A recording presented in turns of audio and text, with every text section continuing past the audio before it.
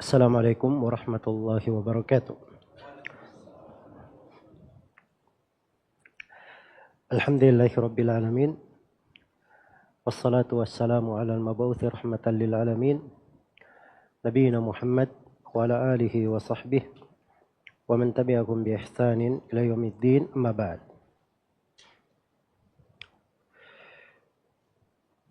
Baik, kita masih melanjutkan pembahasan tentang sirah Nabi sallallahu alaihi wasallam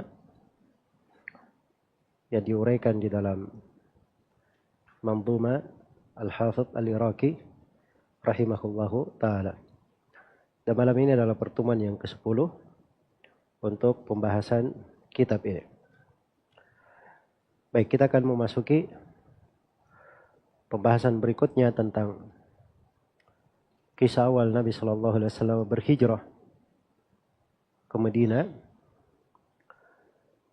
dan apa yang beliau jumpai di tengah perjalanan hijrah tersebut hingga beliau tiba di kota Madinah. Ada dua judul bab di sini oleh penulis rahimahullahu taala. Kata beliau di halaman 67, Dzikrul hijrati ilal Madinah. Penyebutan tentang hijrah ke Madinah. Iya. Sudah kita singgung tentang definisi hijrah pada pembahasan sebelumnya terkait dengan hijrah para sahabat Rasulullah sallallahu alaihi wasallam ke Habasyah. Iya. Dan sudah berlalu bersama kita bahwa para sahabat Nabi sudah berhijrah berapa kali ke Habasyah? 2 kali. Baik. Setelah itu beliau di sini menyinggung terkait dengan hijrah Nabi sallallahu alaihi wasallam ke Madinah. Iya. Dan dimaklumi bahwa keberadaan atau kejadian hijrah Nabi sallallahu alaihi wasallam ke kota Madinah ini setelah 13 tahun dari beliau diutus sebagai seorang rasul. Iya. Baik. Dikatakan di sini oleh penulis rahimahullahu taala,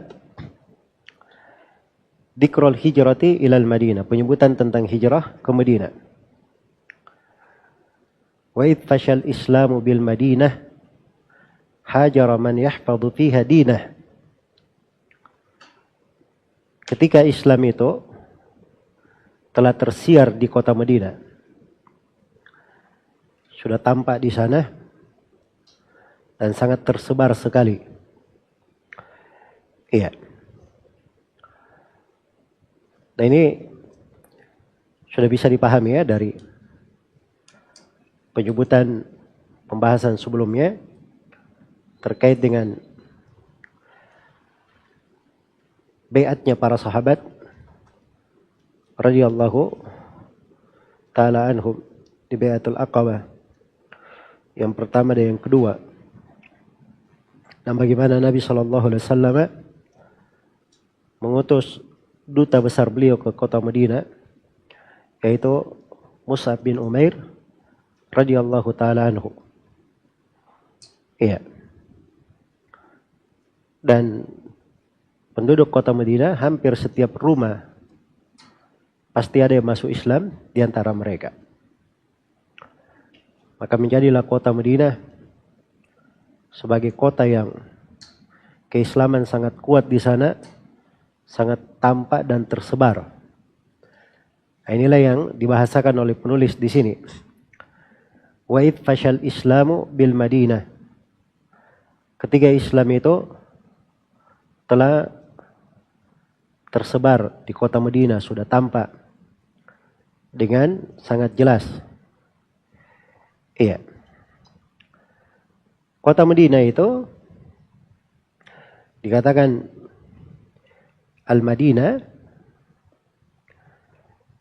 ya, Madinah itu secara bahasa dari kata madana ya, artinya tempat yang seorang tinggal di situ. Makanya disebut Madinah, jamaknya Madain. Iya. Jamaknya dari Madain. Baik. Dan ada yang mengatakan bahwa Madinah itu dari kata dayana, bermakna memiliki. Bermakna memiliki. Dan boleh digunakan untuk tempat manapun. Madinah ini, Madinah itu. Bermakna kota ini, kota itu. Tapi biasanya disebut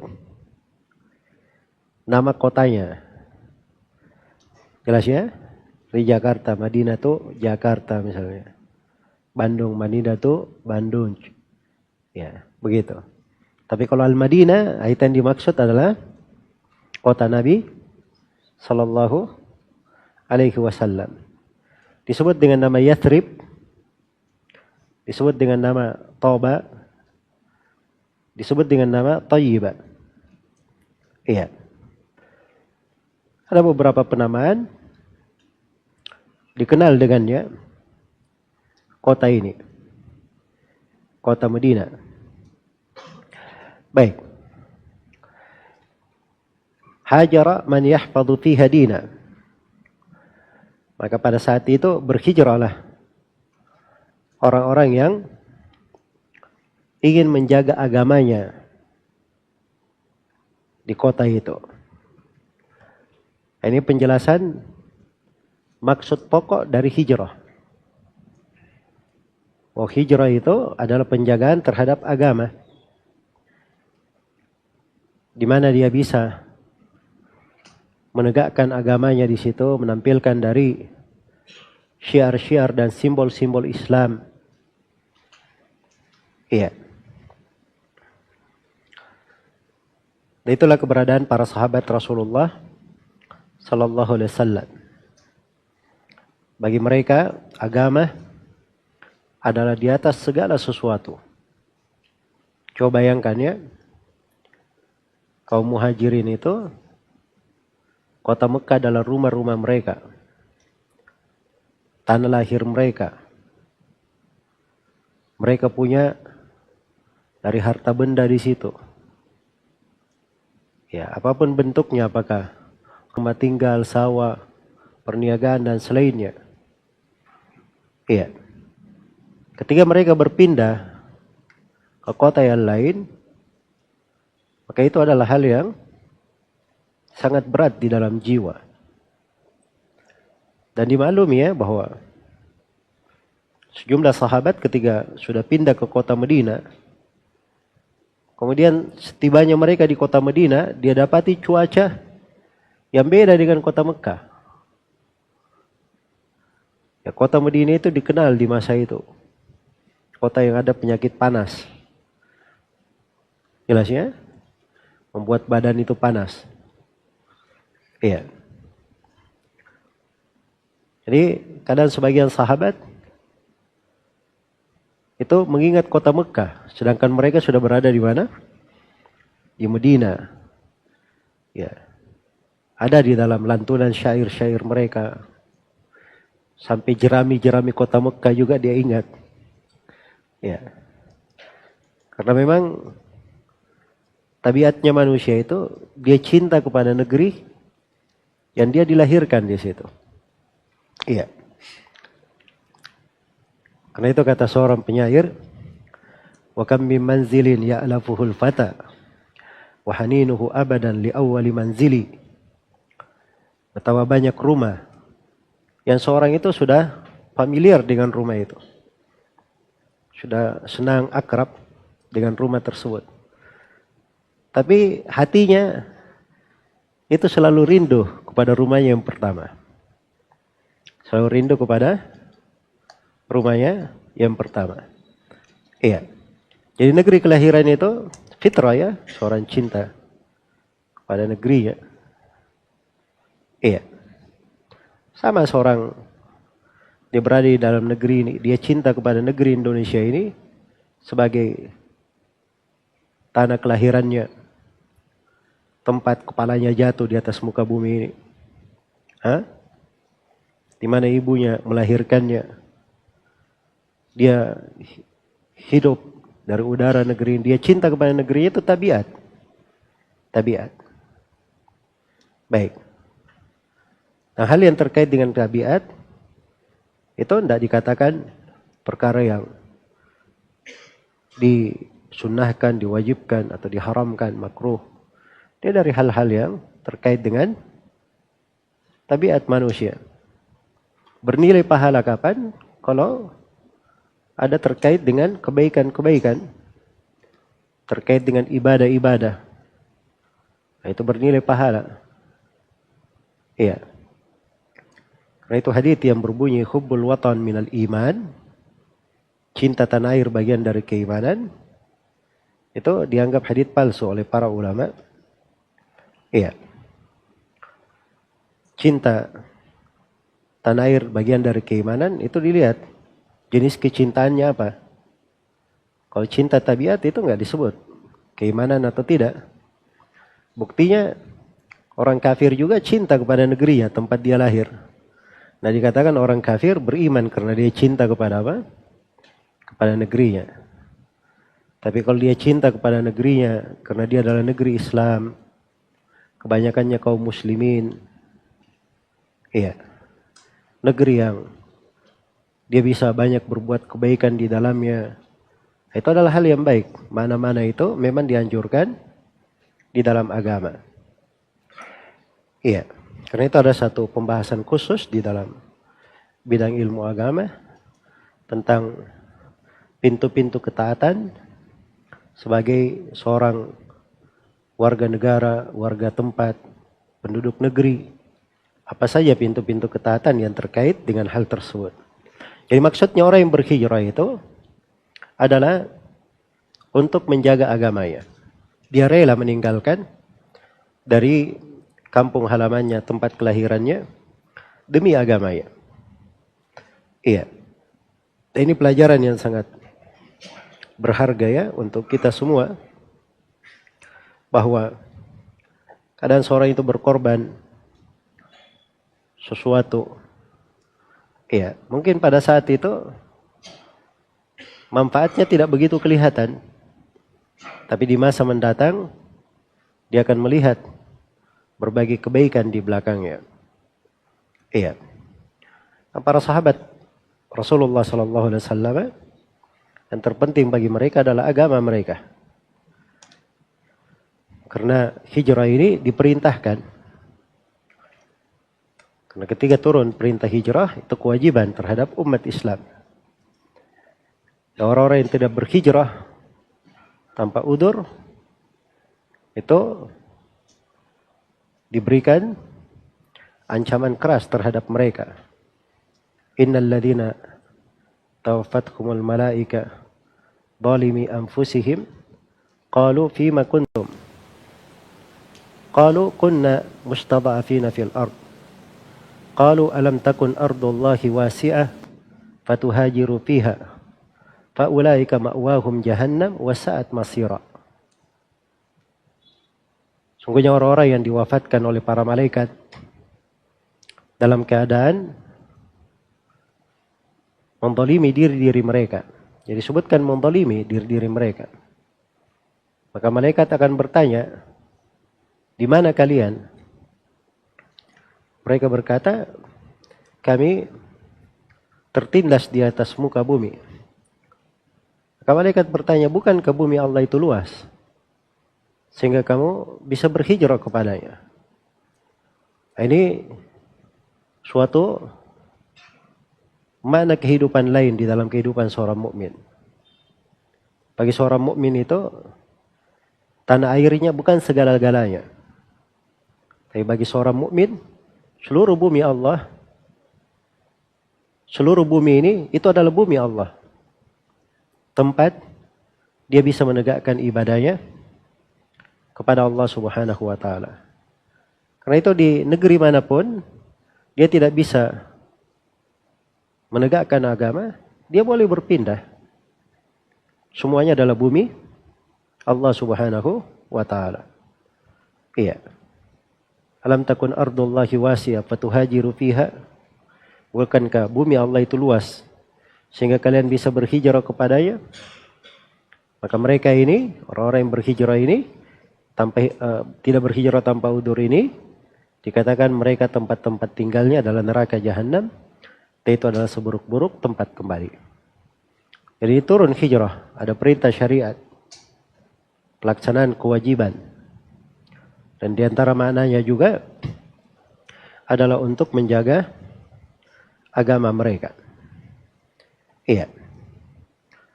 Dikatakan wa azama as-siddiqu ayyuhajira. Faraddahu an-nabiyyu hatta hajara ma'an ilaiha fatarafaqa ila garin bi thawrin ba'du thumma irtahala. Kata beliau, dan azama, telah berazam.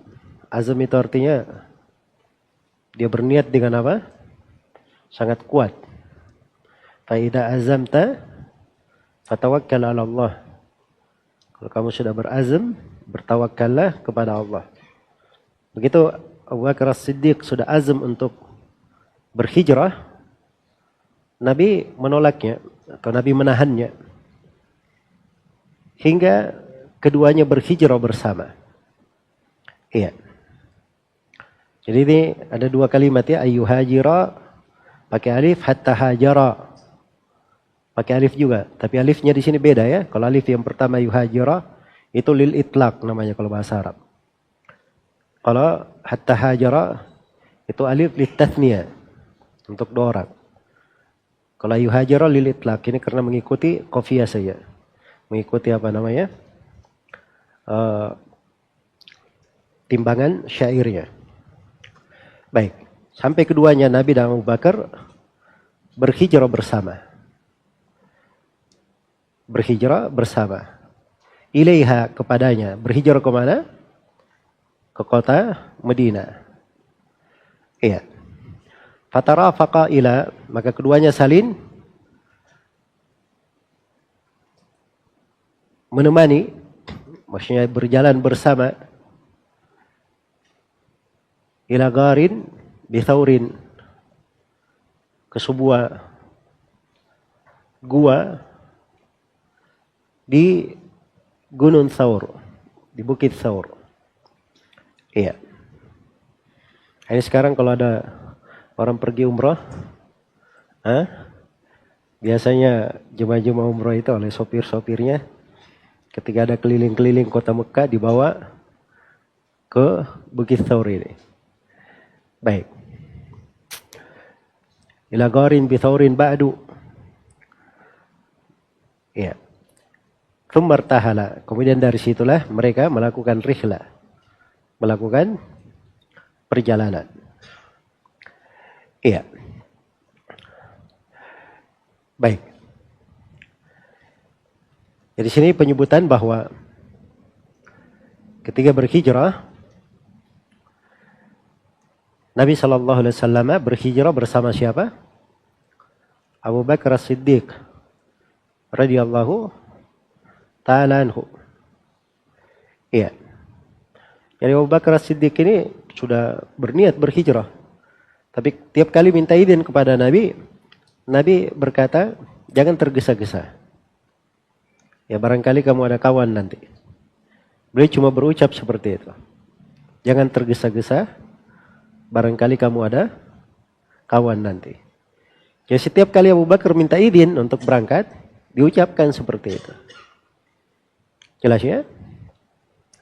Baik.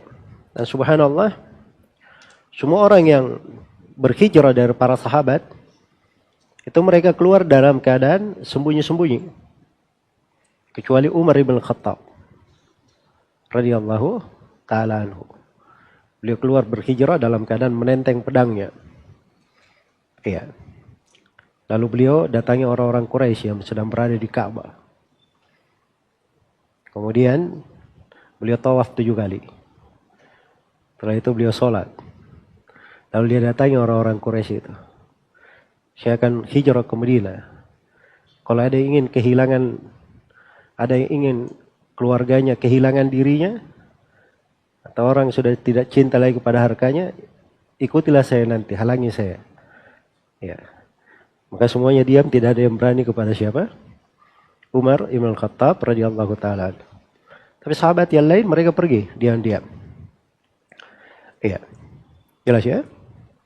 Tiba-tiba tidak tersisa kecuali Abu Bakar dan Rasulullah sallallahu alaihi wasallam, yang lainnya sudah berangkat. Iya. Nah, disinilah letak kepanikan siapa? Orang-orang Quraisy. Iya. Dan mereka yakin pasti Nabi sallallahu alaihi wasallam akan berhijrah juga. Dan para sahabat ini yang sudah pergi, tidak ditahu kemana. Iya. Belum diketahui kemana. Baik. Ini juga dari strategi ya Nabi Shallallahu Alaihi Wasallam. Karena itu ketika terjadi pengejaran terhadap beliau, orang-orang itu tidak tahu kemana Nabi Shallallahu Alaihi Wasallam, berarah kemana, sehingga mereka tidak ada arah di dalam mengejar. Kalau ada arah dalam mengejar itu luar biasa. Ya, dari Mekah ke Madinah 8 hari perjalanan masih bisa mengejar. Tapi karena mereka nggak tahu kemana arahnya, nah, itulah salah satu strategi Nabi Sallallahu Alaihi Wasallam. Baik. Jadi Abu Bakar As-Siddiq radhiyallahu taala anhu ketika disampaikan kepada beliau bahwa Nabi Sallallahu Alaihi Wasallam akan berhijrah bersamanya, atau Nabi mendatanginya ke rumahnya waktu itu, ya, disebutkan di dalam riwayat-riwayat kisah ini, Abu Bakar As-Siddiq radhiyallahu taala anhu menangis saking gembiranya, hingga Aisyah berkata, saya tidak pernah melihat orang yang menangis karena gembira kecuali ketika melihat ayahku. Dia menangis ketika Nabi Sallallahu Alaihi Wasallam mengajaknya untuk berhijrah. Iya. Jadi itu subhanallah ya, makna-makna keimanan itu. Kecintaan kepada Rasulullah, kecintaan kepada agama, cinta di dalam menemani Nabi, cinta di dalam membela agama. Itu adalah suatu hiasan-hiasan yang meliputi jiwa-jiwa para sahabat Rasulullah Sallallahu Alaihi Wasallam. Iya. Dan mereka banyak persiapan untuk hal itu. Banyak persiapan untuk hal tersebut. Asma bintu Abu Bakar As-Siddiq radhiyallahu taala anhuma itu digelari Datu An-Niqatain, perempuan yang punya 2 ikat pinggang. Ya. Apa kisahnya? Jadi perempuan di masa itu mereka punya ikat pinggang ya, untuk mengikat di tengahnya. Ya. Jadi untuk menyiapkan perbekalan Nabi dan Abu Bakar, Asma membelah ikat pinggangnya menjadi 2. Ya. Dibelah menjadi apa? Menjadi 2. Yang satunya dipakai untuk mengikat perbekalan tersebut. Baik. Jadi itu sedemikian rupa bagaimana pengorbanan mereka di masa itu di dalam memberikan apa yang diperlukan oleh Rasulullah sallallahu alaihi wasallam demi berjalannya perintah-perintah Allah Subhanahu wa taala dan tegaknya agama ini. Baik. Kita kisah tentang hijrah ini itu ada ya di dalam Al-Quran, kebersamaan Nabi Sallallahu Alaihi Wasallam bersama Abu Bakar As-Siddiq radhiyallahu taala anhu. Iya. Di ayat di surat Taubah ya, ayat ke-40, illa tansuruhu faqad nasarahullah. Kalau kalian tidak menolong Rasulnya, maka Allah telah menolongnya. Iya. Dan ini ayat subhanallah dahsyat sekali. Kandungan di dalamnya itu membuat seorang yang beriman bergetar membaca ayat ini. Sebab ini ayat, kata sebagian as-salaf, ini peringatan kepada seluruh penduduk bumi waktu itu. Iya. Kalau kalian tidak menolong nabinya, Allah telah menolongnya. Yang disebutkan di dalam ayat cuma siapa? Abu Bakar As-Siddiq radhiyallahu taala anhu yang menemani Nabi. Iya. Jadi sama di masa kita sekarang ini. Kalau kita tidak menjadi orang-orang yang menolong agama, Allah tidak perlu kepada kita. Allah pasti akan selalu menolong agama ini. Iya. Cuman kita ini diberi kebaikan. Kita diberi pintu ketaatan. Namanya pintu menolong agama. Allah maha kuat, tidak perlu kepada siapapun. Tapi ini rahmat Allah dibukakan untuk kita. Dijadikan pertolongan terhadap agama yang kita lakukan, itu adalah lahan ketaatan untuk kita. Kalau kita tidak lakukan, itu tidak membahayakan agama. Tidak membahayakan Nabi SAW. Kalau kalian tidak menolongnya, maka Allah telah menolongnya. Kalian tidak menolong Rasulullah, Allah telah menolong Rasulullah sallallahu alaihi wasallam. Id akhrajahu alladhina kafaru thaniya itsnain. Ketika orang-orang kafir itu mengeluarkan Nabi sallallahu alaihi wasallam, ya. Mereka mengeluarkan Nabi sallallahu alaihi wasallam dari Mekah.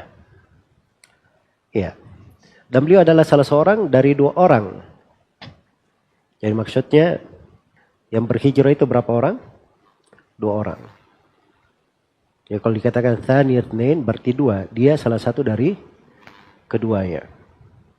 Dia salah satu dari keduanya. Idhuma fil ghar. Ketika keduanya berada di gua. Iya. Ketika keduanya berada di gua.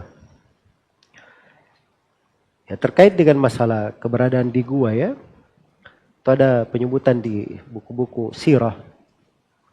Ketika masuk ke gua itu katanya laba-laba, ya, membuat sarangnya di situ, sehingga menutupi pintu gua.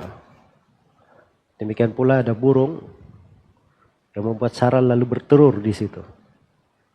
Ini kisah masyhur ya di buku-buku sirah. Tapi tidak ada sanadnya yang kuat di dalam hal tersebut. Ya. Tapi kandungan ayat secara umum, Allah akan menolongnya bagaimanapun bentuknya. Apakah dalam bentuk seperti itu, ataupun bentuk yang lainnya. Allah akan menolong Nabi-Nya sallallahu alaihi wasallam. Idhuma fil ghar, ketika keduanya berada di dalam gua. Id yaqulu li sahibihi, ketika Nabi sallallahu alaihi wasallam berkata kepada temannya. Ya. Temannya di sini Abu Bakar As-Siddiq. Dari keutamaan beliau radhiyallahu ta'ala anhu, la tahzan innallaha ma'ana. Jangan kamu bersedih. Jangan kamu berduka cita. Sungguhnya Allah bersama kita. Iya. Abu Bakar radhiyallahu ta'ala anhu itu bukan bersedih terkait dengan dirinya, tapi dia bersedih untuk keadaan Rasulullah sallallahu alaihi wasallam. Saking sayangnya beliau dan cintanya beliau kepada Nabi sallallahu alaihi wasallam. Iya. Baik. Maka Nabi berkata, la tahzan, jangan kamu bersedih. Innallaha ma'ana.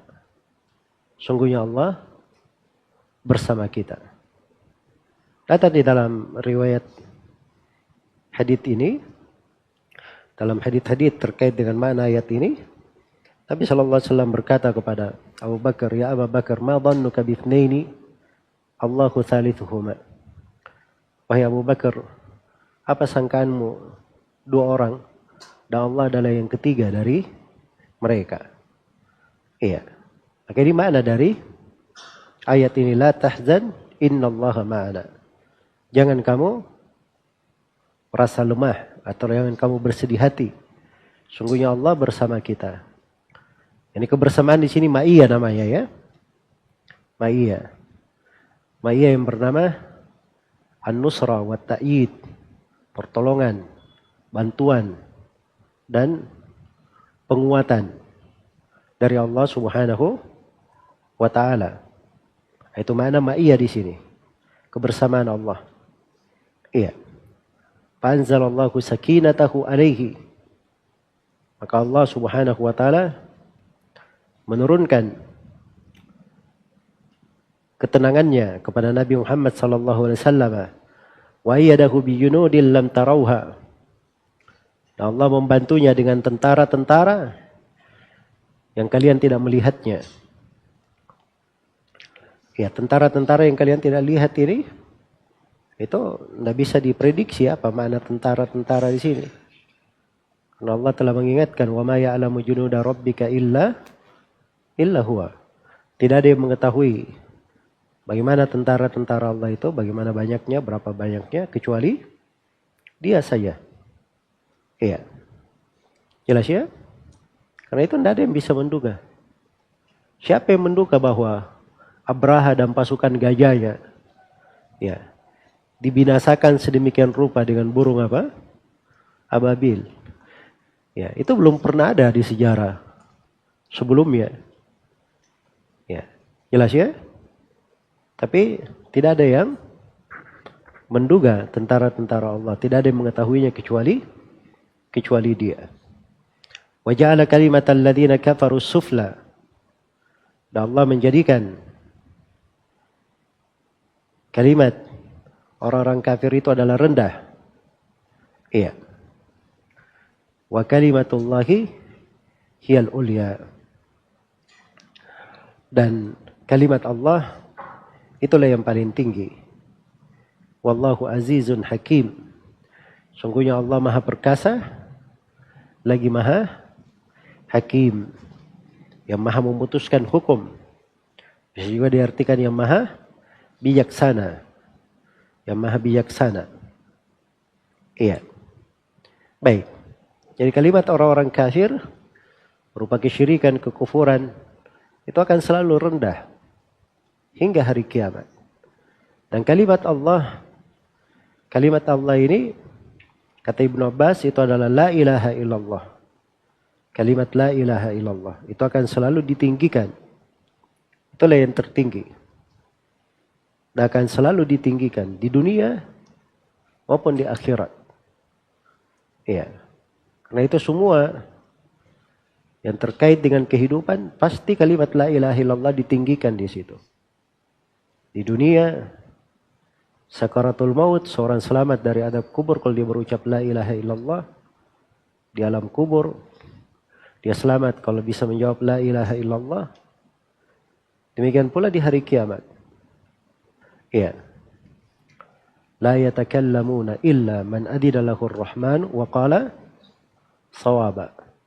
Mereka tidak ada yang berbicara pada hari kiamat kecuali siapa yang diizinkan dan dia berucap as-sawab, berucap yang benar. Dan dalam penafsiran sebagian as-salaf, muntaha as-sawab, puncak kebenaran adalah la ilaha illallah. Adalah la ilaha illallah. Nah, kalimat la ilaha illallah itu ditafsirkan di sini, kalimat Allah selalu tinggi ditafsirkan oleh Ibnu Abbas dengan apa?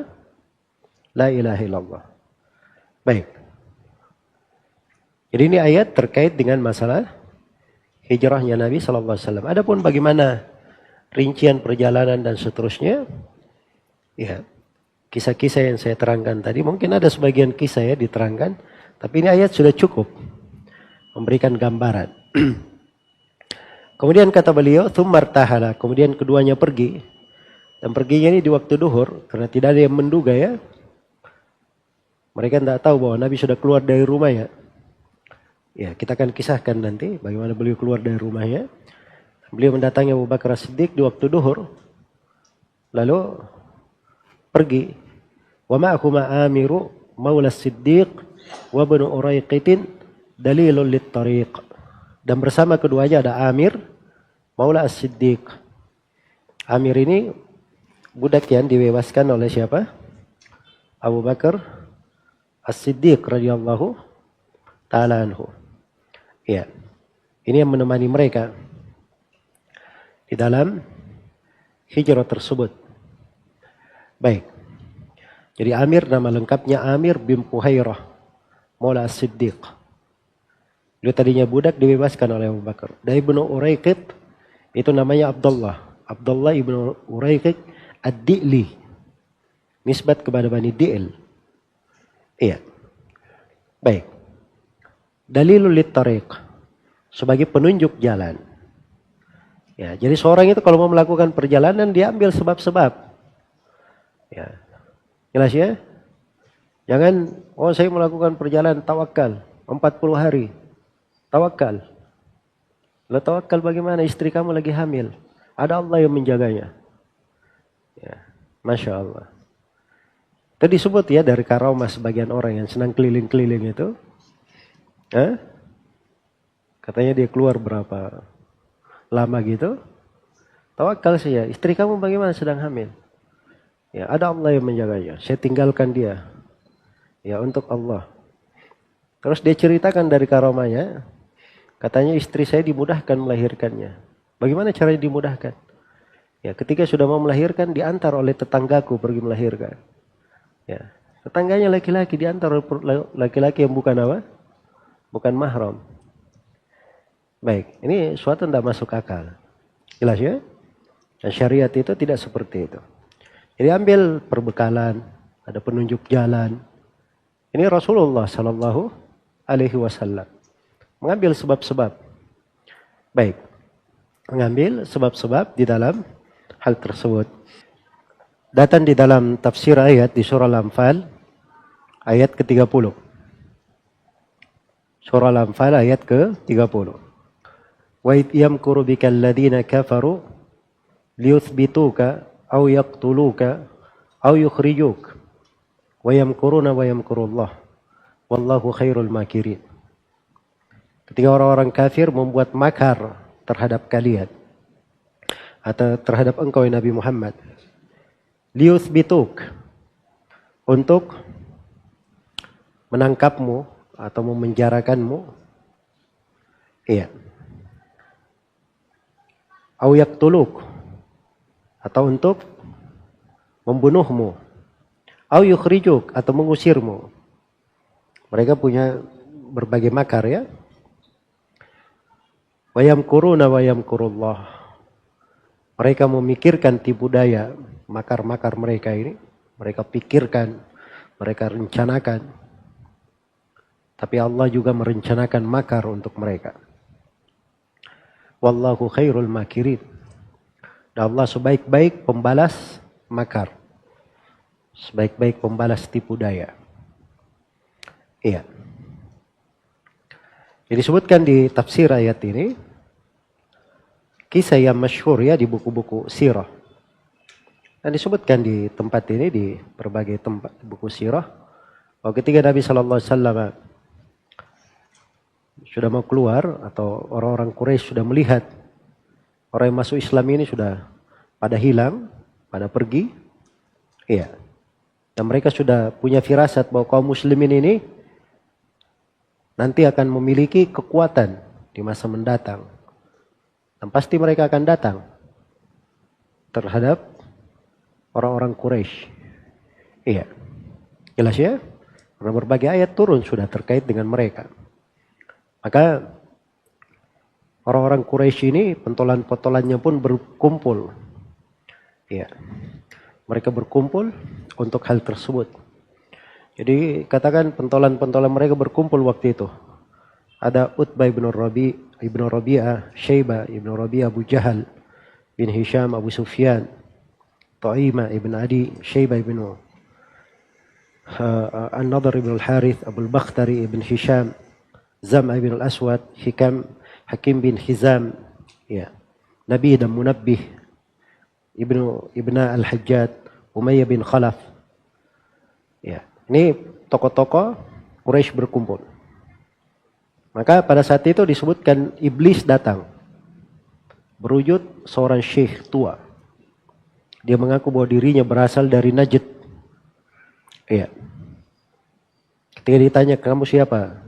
Dia berkata, saya adalah seorang syekh dari Najd. Saya datang, kalian sedang berkumpul. Maka saya ingin hadir.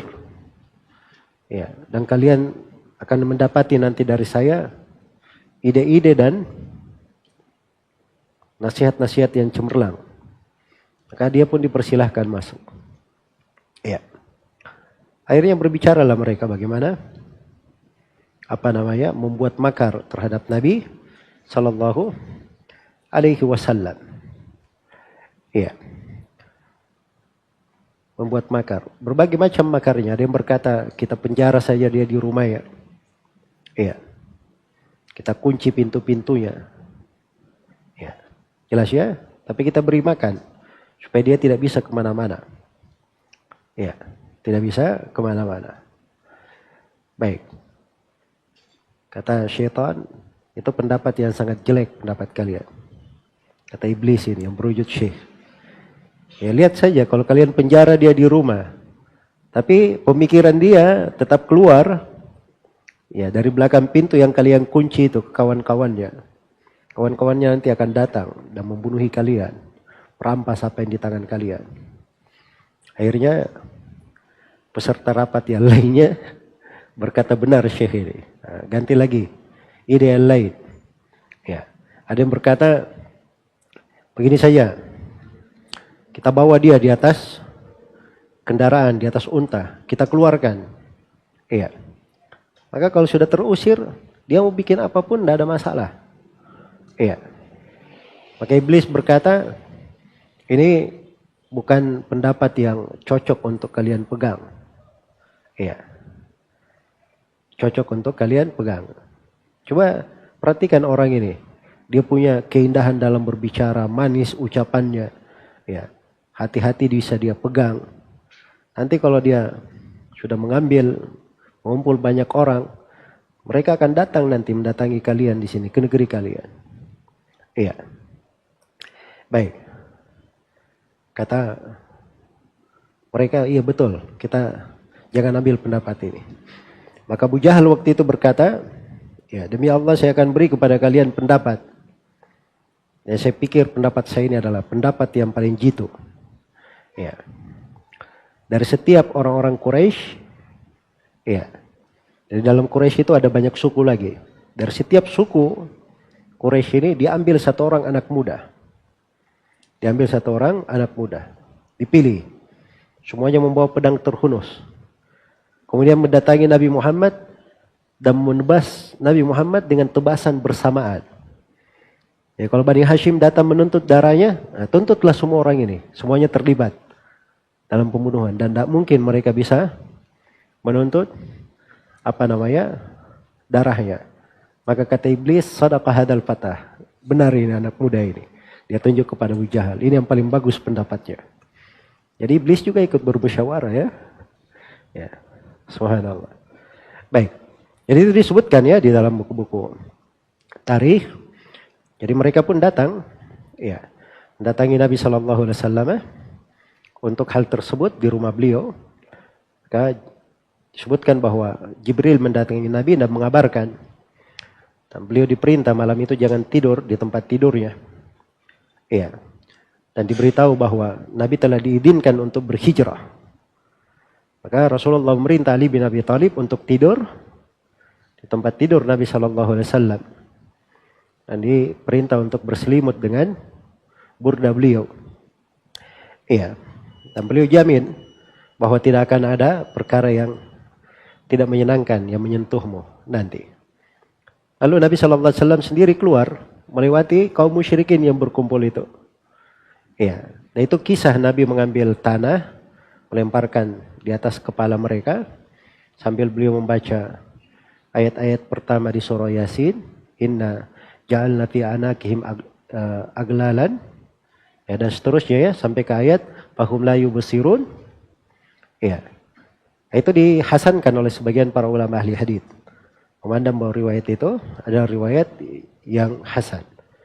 Jadi Allah Subhanahu wa taala membuat mata mereka itu tidak bisa melihat Nabi yang keluar sallallahu alaihi wasallam. Maka Nabi pun ya tidak bermalam di situ, dibiarkan Ali bin Abi Thalib sampai akhirnya Nabi mendatangi Abu Bakar As-Siddiq radhiyallahu taala anhu. Kemudian mereka melakukan apa? Hijrah sebagaimana yang telah dikisahkan. Baik. Datangnya Abu Bakar melakukan perjalanan, orang-orang Quraisy sampai mengejarnya. Ya. Jadi orang-orang Arab itu luar biasa ya dalam melacak jejak. Jangan salah paham antum. Ya, mereka itu luar biasa dalam melacak jejak. Ada hal-hal yang mungkin tidak dikenal oleh orang. Itu orang Arab ahli. Jadi mereka punya pelacak jejak, itu bisa mencium bau manusia.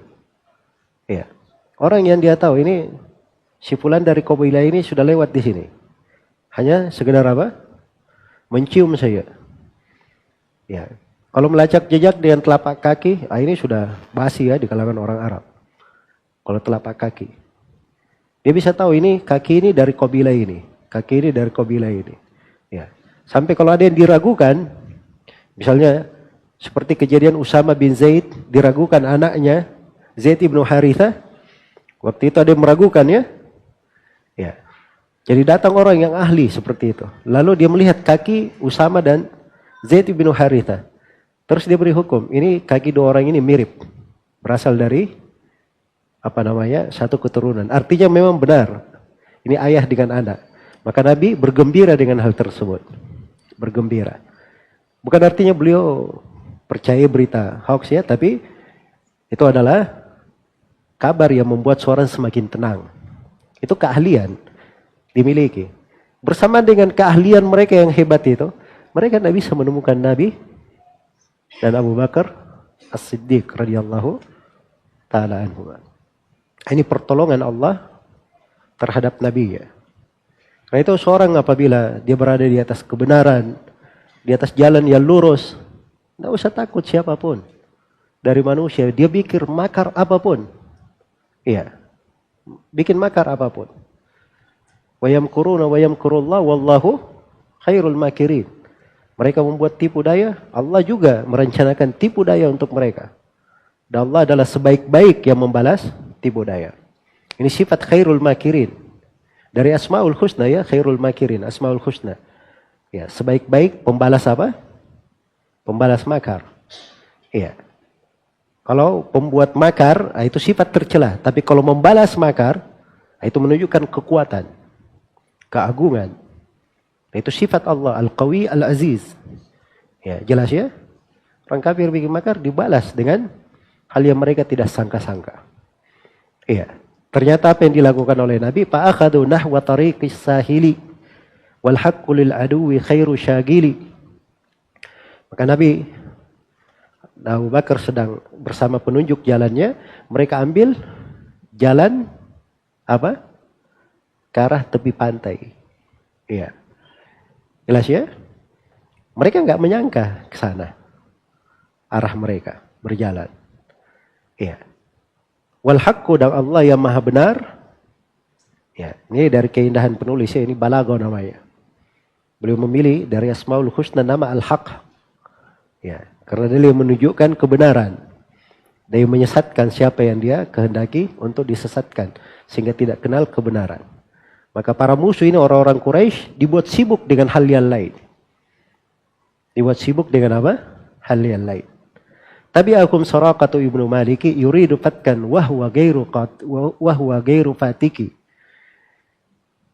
Nabi dan Abu Bakar serta penunjuk jalan diikuti oleh Suraqah bin Malik. Ini kisah Suraqah bin Malik al-Mudlij, ma'ruf. Ya, bagaimana dia mencari peluang. Jadi waktu itu sudah dicari ke sana sini di kebun rumahnya, ya, dari malam sampai pagi hari. Ternyata pagi harinya yang diketemukan Ali bin Abi Thalib sedang tidur. Ya, bukan Nabi, mereka sudah kehilangan. Mereka kejar sana sini tidak ketemu. Akhirnya bikin sayembara. Siapa yang dapat? Dia berhasil menahan Nabi Muhammad, dikasih 100 ekor unta. Ya, maka Suraqah bin Malik dapat kesempatan waktu itu. Dia lihat kayak bayang-bayang. Nabi mengarah ke sana. Dia ikuti, dia kejar sendiri. Ya. Dia tidak beritahu orang-orang Quraisy. Kenapa? Supaya dapat hadiah. Ya. Baik, dia ingin membunuh, tapi dia tidak bisa membunuh. Lamma da'a alaihi sakhatil faras. Nadahu bil amani id anhu khubis. Ya. Maka begitu Suraqah bin Malik mengarah kepada Nabi sallallahu alaihi wasallam. Iya. Nabi mendoakannya. Maka sakhatil faras. Iya. Kudanya ini akhirnya terjatuh. Ya, mundur kudanya tersebut. Nadahu bil amani id anhu khubis. Ya. Baik. Jadi subhanallah ya, begitu sudah dekat disebutkan dalam riwayat Abu Bakar As-Siddiq itu sudah banyak menoleh ke belakang. Ini kita dikejar ini. Tapi Nabi tidak menoleh. Beliau cuma berjalan ke depan saya. Kemudian beliau berdoa, Allahumma kfini, Allahumma kfinahu bima syi'ta wa kaifa syi'ta. Ya Allah, cukupilah kami dari kejelekan orang ini, ya, dengan hal yang kau kehendaki dan sebagaimana yang kau kehendaki. Dan sebagaimana yang kau kehendaki. Maka sakhatil faras, farasnya pun, kudanya pun terjatuh. Ya. Kayak tertarik begitu ke dalam tanah. Nah, jelas ya, disebutkan dalam sebagian riwayat sampai kuda itu tertanam hingga ke lututnya. Ya. Dan Suraqahnya juga jatuh. Baik. Jadi ini kejadian awal Nabi SAW berhijrah. Kemudian setelah itu disebutkan Nabi melalui kemah Ummu Ma'bad. Nah, ini kisah tersendiri dalam perjalanan beliau sudah meninggalkan Mekah menuju ke Madinah. Beliau lalui kemah siapa? Kemah Ummu Ma'bad. Nah, ini akan dibahas tersendiri oleh penulis rahimahullahu ta'ala. Baik. Kemudian di pembahasan berikutnya dikatakan dzikru mururihi sallallahu alaihi wasallam bi Ummi Ma'bad. Penyebutan Nabi sallallahu alaihi wasallam berlalu melewati kemah Ummu Ma'bad. Iya. Baik. Jadi ini dikhususkan pembicaraan di dalam pembahasan sirah ya. Karena memang berlalu di dalam sirah Nabi sallallahu alaihi wasallam dan juga memberikan kepada kita beberapa pelajaran yang berharga tentang hal ini. Ini kisah kemah Ummu Ma'bad itu di masa sekarang menjadi perumpamaan, percontohan untuk orang-orang yang punya penampungan kebaikan. Ya, kalau ada orang yang musafir, orang lewat, dia perlu makan, perlu minum, datang saja ke situ. Nah, dia pasti bisa dibantu. Itu istilah kemah Ummu Ma'bad diambil dari situ. Karena Ummu Ma'bad ini dia punya dua kemah. Ya. Dan dia serta suaminya tinggal di situ. Baik. Ini yang kita akan kaji ya di uraian penulis rahimahullahu ta'ala. Dan secara umum kisah tentang kemah Ummu Ma'bad ini itu diriwayatkan dalam berbagai riwayat. Ya tentunya ada kelemahannya dalam sebagian sanad periwayatan. Namun menurut Al-Hafidz Ibnu Katsir rahimahullahu ta'ala, sebagian jalur periwayatannya itu menguatkan bagian yang lainnya, saling menguatkan. Iya. Ala kulli hal bahwa ini adalah suatu hal yang bisa diceritakan karena memang haditsnya di kalangan sebagian ulama disahihkan dari seluruh jalur-jalurnya. Dan dia adalah kisah yang masyhur. Kisah yang masyhur. Baik, Ummu Ma'bad ini namanya Atikah bintu Khalid. Iya. Dari Bani Khuza'ah. Katakan Ummu Ma'bad Al-Khuzaiyah. Radhiyallahu anha. Beliau dikenal dengan Ummu Ma'bad. Kata beliau, marru ala khaymati Ummu Ma'badi wahya ala tariqihim bimarsadi. Ya, Nabi SAW dan Abu Bakar melewati kemah Ummu Ma'bad. Dan kemahnya itu pas di jalan mereka. Iya. Ummu Ma'bad bimirsad, dia memperhatikan orang yang lewat. Kalau ada musafir lewat, dia panggil. Kalau dia punya sesuatu, dia beri. Iya. Dia memberi kalau dia memiliki sesuatu. Begitu. Jadi disebutkan bahwa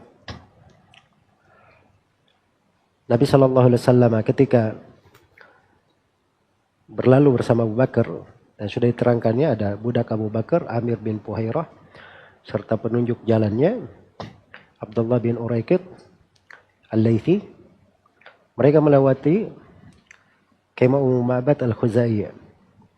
Ummu Ma'bad perempuan sudah tua. Iya. Jelas ya?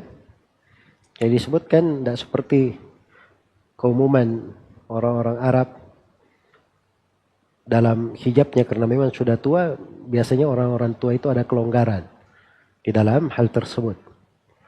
Baik. Jadi Ummu Ma'bad radhiyallahu taala anhu itu menyiapkan makanan dan minuman bagi siapa yang melewatinya. Jadi kalau musafir mereka tidak punya bekal, biasanya singgah ke situ bertanya. Dan qadarallah ma syafa'al, waktu Nabi dan Abu Bakar berlalu di situ, ternyata tidak ada sama sekali sesuatu di kemah Ummu Ma'bad. Maka Nabi bertanya waktu itu kepada Ummu Ma'bad. Iya. Beliau melihat seekor kambing berada di situ. Beliau tanya, "Ma hadhihi syatu ya Ummu Ma'bad?" Ya. Apa kambing ini wahai Ummu Ma'bad? Maka Ummu Ma'bad berkata bahwa syatun khalafha al-jahad anil ghanam. Kambing ini karena dia susah untuk bergerak, akhirnya dia ditinggalkan oleh kambing-kambing lainnya. Jadi kambingnya banyak. Ya, cuman kambing ini tersisa. Kenapa? Sebab dia tidak bisa mengejar lagi kawan-kawannya, makanya dia di situ. Berarti ini kambing paling tidak cacat atau ada penyakit atau yang semisal dengannya. Iya. Baik. Setelah itu Nabi SAW bertanya lagi. Ya. Hal bihamil laban? Apakah ada susu pada kambing ini? Kata Ummu Ma'bad, hiya ajhat min dhalik. Ya. Mengejar kawannya saja dia kesusahan. Dia lebih susah lagi mengeluarkan susu, kata Ummu Ma'bad. Baik. Jadi karena lemahnya tidak ada susu pada kambing ini. Maka kata Nabi SAW, ata'danina li an ahlibaha? Apakah kamu izinkan saya untuk memerahnya? Ya. Perhatikan ya, dari akhlak Rasulullah SAW. Itu asalnya kan sudah diizinkan sebenarnya. Orang membantu. Tapi Nabi masih berkata, kamu izinkan saya untuk memerahnya? Iya. Baik. Nah, ini dari adab dan etika ya Rasulullah SAW. Maka Ummu Ma'bad pun ya membiarkan Nabi SAW untuk memerahnya. Iya. Dan ternyata ketika diperah oleh Nabi SAW, yang mengalir darinya air susu. Kemudian Nabi berikan bejananya kepada Ummu Ma'bad untuk dia minum. Sebab dia sendiri tidak ada lagi yang makanan di tendanya. Diberi dulu ke Ummu Ma'bad. Setelah itu diberi kepada Abu Bakar. Terakhir baru Nabi meminumnya. Jelas ya? Dan itu adab dicontohkan oleh Nabi. Itu dalam sebuah hadits diriwayatkan oleh Imam Ahmad. Sakil qaum akhiruhum syurban. Orang yang memberi minum kepada satu kaum, dia adalah orang yang paling terakhir minum. Itu etikanya seperti itu. Jelas ya? Kalau dia yang pegang cerek ini ya, ada gelas.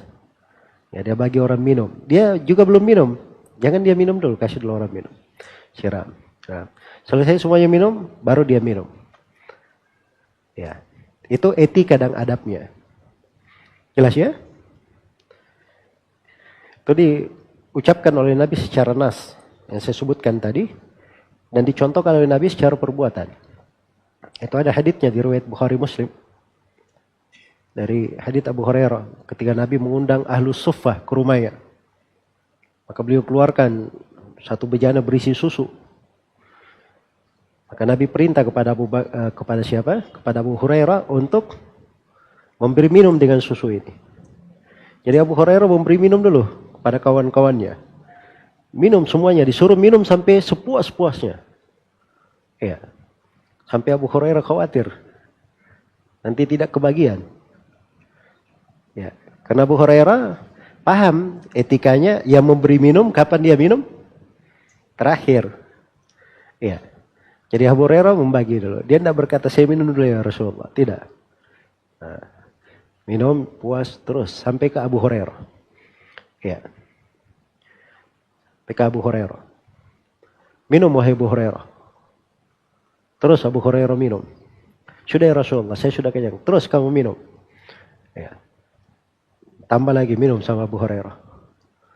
Sampai Abu Hurairah berkata, ya Rasulullah, khalas. Ma wajadtu lahu maslakan. Saya tidak temukan lagi ada tempat untuk susu ini dalam diriku. Ya. Artinya apa? Sudah tidak bisa masuk lagi. Ya.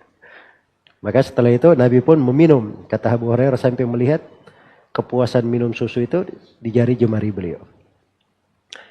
Ini dari keberkahan ya. Iya. Salah satu disebutkan tanda kenabian Nabi Muhammad sallallahu alaihi wasallam. Sesuatu yang sedikit itu bisa jadi banyak. Bisa jadi apa? Bisa jadi banyak. Nah, sama dengan kambing ini. Kambing sakit. Terus tidak ada susunya. Oleh Nabi ini usap kambingnya lalu diperah, mengalir air susu. Subhanallah.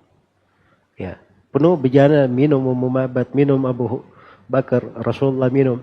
Ya, setelah itu beliau perah lagi untuk disisakan. Ya. Jelas ya? Inilah yang dikatakan di sini, wa indaha syatun adarral jahdu biha wa ma biha kuwan yashtaddu. Dan di sisi Muhammad dia punya sebuah seekor kambing yang sudah terbahayakan karena sakit, karena kepayahan. Wa ma biha kuwan yashtaddu, dia tidak punya kekuatan yang dia bisa bergerak. Pamasahan nabiyyu minha dhar'a. Maka Nabi sallallahu alaihi wasallam menyentuh susunya. Fahalabat. Ternyata keluar air susu dari kambing ini. Maqad kafahum was'a, apa yang mencukupi mereka dengan sangat lapang. Wahalabat ba'du ina'an akhar. Kemudian setelah itu Nabi memerah lagi, ya, satu bejana yang lainnya lagi. Subhanallah. Bukan cuma satu bejana, tapi dua bejana. Tarakadaka indaha wasafara. Nabi tinggalkan bejana itu di sisi Ummu Ma'bad, kemudian beliau melakukan perjalanan. Baik. Jadi Rasulullah sallallahu alaihi wasallam itu dari etika beliau tidak pernah mau menyusahkan orang. Iya. Sampai singgah ke Ummu Ma'bad pun Ummu Ma'bad tidak dirugikan. Ya, jelas ya? Malah dia mendapat kebaikan. Sama dengan kambing yang sudah berlalu. Kambingnya siapa kemarin? Kambingnya Ibnu Mas'ud. Ya, dia mengembala kambing orang. Kata Nabi, ada kambing di sini yang tidak ada susunya. Ya, ditunjukin kambing yang tidak ada susu, juga kambing betina yang memang belum pernah didatangi oleh kambing jantan. Tapi subhanallah Nabi pernah keluar susu. Ya. Nah, sudah berlalu ya. Nabi Mas'ud dari cerdasnya dia berkata kepada Nabi, ya Rasulullah, ajarkan saya supaya bisa seperti ini. Dia bisa juga memerah. Ya. Kata Nabi, innaka gulamun muallamun. Kamu ini anak muda terpelajar. Maksudnya dia pintar, bisa belajar. Itu kan tipikal orang yang bisa belajar seperti itu. Ya. Dia bukan cuman kaget terdiam, ya. Mangguk-mangguk begini, tidak. Tapi dia mau belajar. Baik. Jadi tidak ada yang dirugikan. Termasuk ketika Nabi melakukan perjalanan, Abu Bakar itu siapkan 2 kendaraan. Satu untuk Nabi.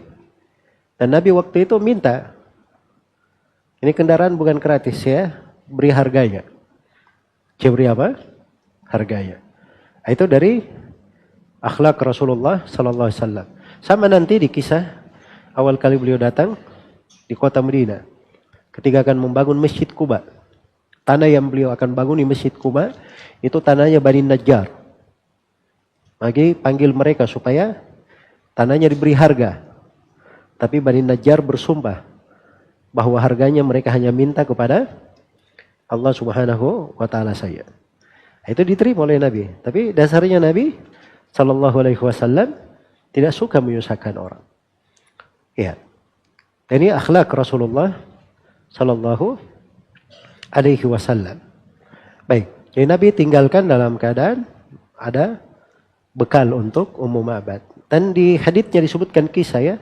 Setelah itu suaminya datang, Abu Ma'bad datang. Kemudian bertanya tentang siapa yang datang.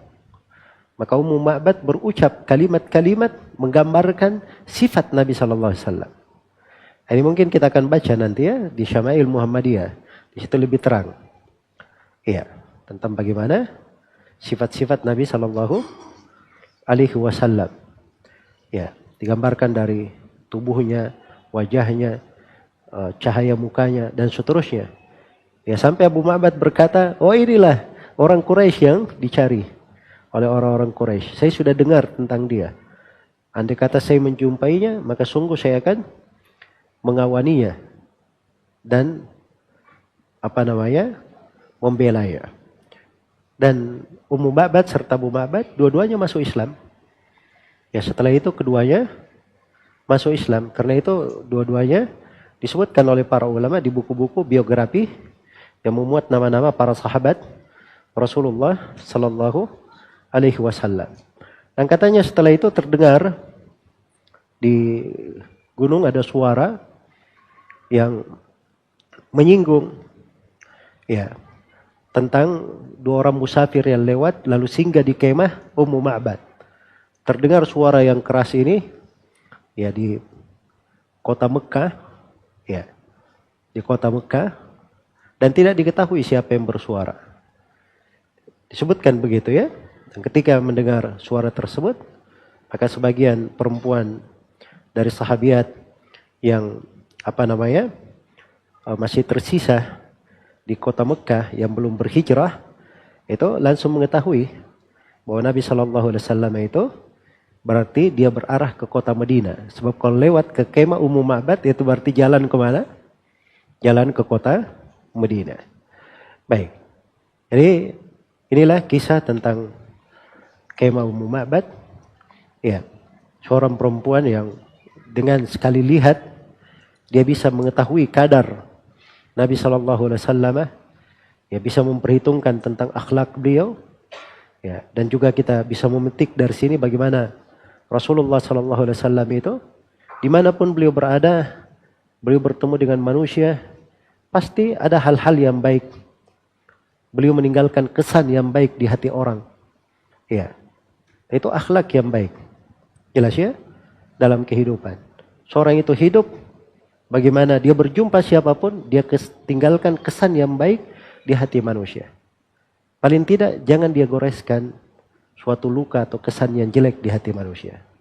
Iya, ini semakna dengan hadits Nabi sallallahu alaihi wasallam, al-muslimu man salima al-muslimuna min lisanihi wa yadihi. Seorang muslim itu adalah siapa yang kaum muslimin selamat dari gangguan lisan dan tangannya. Wallahu taala alam. Baik, selesai ya tentang Kisah Kemah Umum Ma'bad.